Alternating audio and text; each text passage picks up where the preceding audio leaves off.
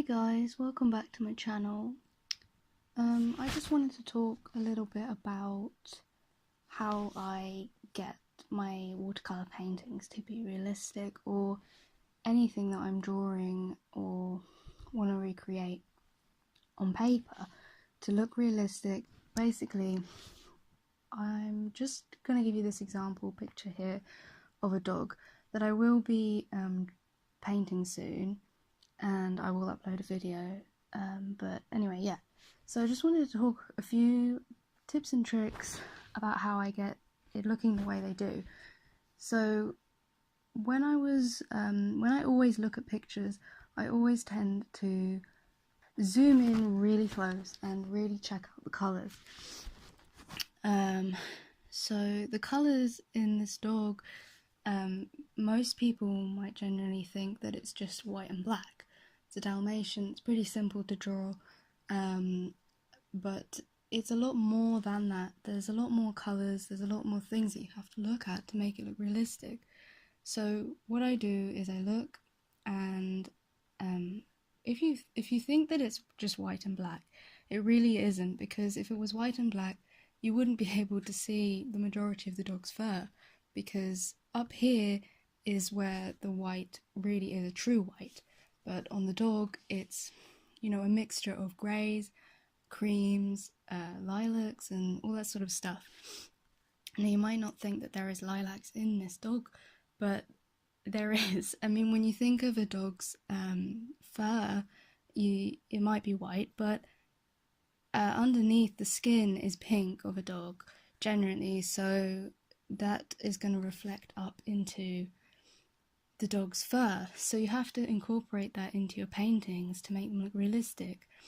I'll just quickly show you here in Photoshop what I mean. Now, if you want to really think about what colours are going to go into your painting and what you need to mix and things like that, you can take the eyedropper tool in Photoshop and you can zoom in just a little bit and just really check out where the colours are and what they are.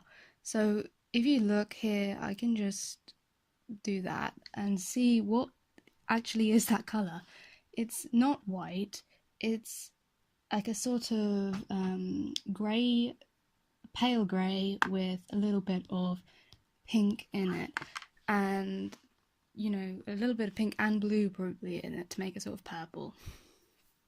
So that's kind of what you need to look at to get the best colours you can. I mean, up here you've got that more of a pink tone, so you can use these tones and sort of mix them together and get, I don't know, sort of a base, one colour, just a sort of a base, and then you can add in brighter tones to that base to make a general wash that will kind of incorporate all of them and look sort of seamless. Another thing is that I like to think of when I'm painting these dogs is when you look at the fur, a lot of people will say in watercolour paintings that you're meant to leave anything white, not painted white with watercolour paint, I mean, and just leave the page to be the white. And when you look at this, there's lots of little fur lines and shades and stuff that is white, and it's too much to sort of incorporate and leave blank. I generally don't do that. I just think of it as blocks of colour, and I add all the blocks in, and that's just how I do it. I don't know, it's kind of hard to explain, but I just look at the, hold on one second, I can just do something I did earlier and I can show you what I mean. Right, a good tip as well, if you're starting out painting and you're not really sure how to do watercolours or how to just get the best composition for a painting and block it all out so it looks the right shape, what you can do is blur the image that you have, and whilst you're painting it, you've obviously got the sketched image out, and you just want to see where the main colours are. What you can do is you can blur it like I've done here, and just see where the colours are. I mean, what you can do is you can just paint this block here, and you can just really block it out, and then you can unblur it and add in the details later.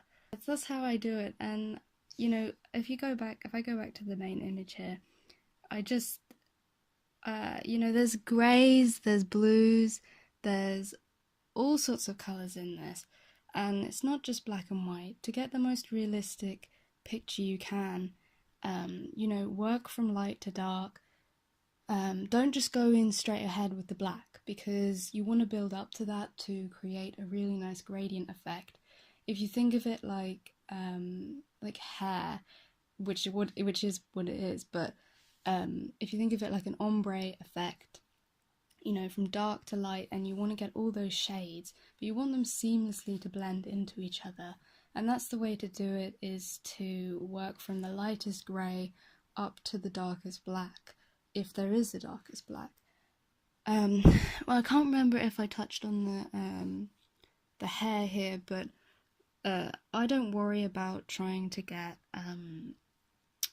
the detail of the hair until the very end of the picture. When everything is done, that's when I will go in with a watercolour pencil, or any kind of colouring pencil, generally in white or a skin tone, or grey, anything sort of on the pale end of colours, and I will just go in, do very short lines, short brush strokes or pen strokes where the lines are, basically, and I will add those in, and then that will blend in with the creams and violets and stuff that you've put into the dog, and eventually you should get a picture that it looks really realistic.